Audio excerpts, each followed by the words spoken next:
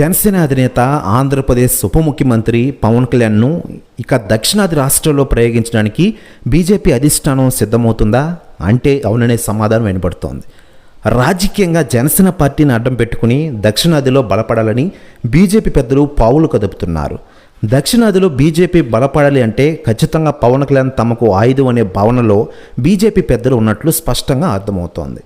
ఇటీవల కాలంలో పవన్ కళ్యాణ్కి బీజేపీ అధిష్టానం ఇస్తున్న ప్రాధాన్యత చూస్తున్న రాజకీయ పరిశీలకులు ఖచ్చితంగా పవన్ కళ్యాణ్ ఏదో సంచలనాలకు వేదిక కాబోతున్నారనే అభిప్రాయాలు వినపడుతూ ఉన్నాయి.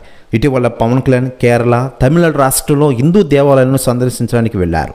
తన కొడుకుతో కలిసి వెళ్లిన పవన్ కళ్యాణ్ ఇది వ్యక్తిగత పర్యటన మాత్రమని చెబుతున్నా దీని వెనుక రాజకీయ కారణాలు ఉన్నాయనే అభిప్రాయాలు ఎక్కువగా వినబడుతూ ఉన్నాయి. అయితే దీనిపై తాజాగా కేంద్ర మంత్రి అమిత్ షా గారు సంచలన వ్యాఖ్యలు చేశారట. ఆయన మాట్లాడుతూ పవన్ కళ్యాణ్ గారు ఈరోజు దేశం మెచ్చిన రాజకీయ నాయకుడు అయ్యారు, నెంబర్ 1 లీడర్ అయ్యారు. ఆయన ఆంధ్రప్రదేశ్ రాజకీయాల్లో ఆయన డిప్యూటీ సీఎంగా రాణిస్తూ ఉన్నారు. మరోవైపు రాబోయే రోజుల్లో పవన్ కళ్యాణ్ గారిని అసలు చేసిన రంగంలోకి దింపుతున్నాం, అప్పుడు అందరూ ఆశ్చర్యపోతారంటూ సంచలన వ్యాఖ్యలు చేశారట అమిత్ షా గారు. ప్రస్తుతం వ్యాఖ్యలు వైరల్ అవుతున్నాయి టోటల్ ఆంధ్రప్రదేశ్ రాష్ట్ర రాజకీయాల్లో. మరోవైపు నాయకత్వ సమస్య కూడా కర్ణాటకలో బీజేపీకి ఉంది. దీంతో ఆంధ్రప్రదేశ్లో టీడీపీ ఉంది కాబట్టి బీజేపీకి ఎటువంటి ఇబ్బంది లేవని చెప్పాలి. ఇక తెలంగాణలో భారత రాష్ట్ర సమితికి క్రమంగా బలహీనపరిచే కార్యక్రమం కూడా జరుగుతున్న విషయం మనకందరికీ తెలిసిందే.